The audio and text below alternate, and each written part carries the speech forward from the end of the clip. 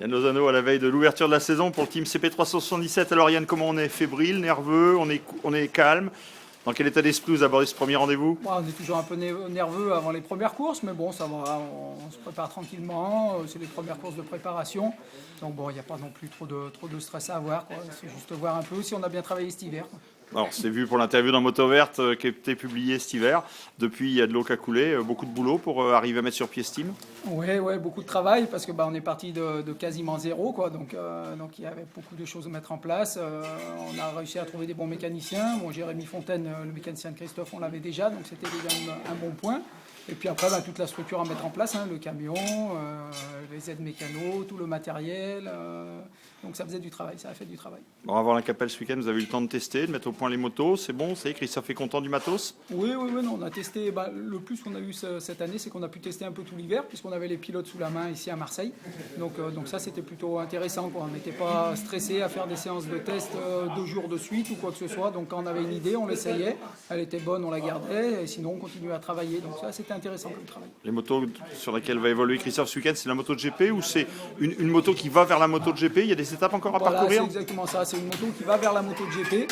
On a encore quelques idées. Maintenant, on n'a pas fait de course, donc on va essayer déjà comme ça les premières courses, et puis on va voir dans quel sens il faut vraiment aller pour pas se tromper de direction surtout. Bon, alors Christophe, l'an passé, tout le monde le sait, il arrive en course saison, toujours compliqué. Là, tu le sens comment? Il a eu tout l'hiver pour se préparer sereinement avec vous. Il est dans son cocon, dans sa coquille? Ouais, je pense qu'il est bien. Là. Il a pris le temps de se mettre en place aussi à Marseille, parce que il n'avait plus rien ici, donc il a fallu qu'il s'installe avec une maison, avec tout ce qui va autour.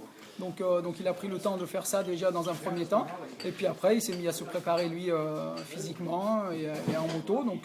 Donc non, il est assez bien, quoi. Ouais, je le trouve même carrément pas mal. Bon, parlons un petit peu de Seb, deuxième pilote du team. Seb, pas sûr de rouler à la Capelle, sûr de rouler à Romagné? Oui, sûr de rouler à Romagné. Il a beaucoup bossé, il a bien bossé. Pareil, il a pris son temps, il a fait les choses les unes après les autres. Donc c'est bien, on a testé un peu aussi en moto. Donc bon, il a vraiment beaucoup travaillé. Donc je pense qu'il est vraiment dans la bonne direction. Donc on verra un peu la Capelle, je ne pense pas qu'il va rouler. On va peut-être garder encore une semaine de plus de préparation. Mais il roulera à Romagné, donc là on verra, on en saura un peu plus, mais je suis vraiment très content de Seb, il a vraiment bossé sérieusement.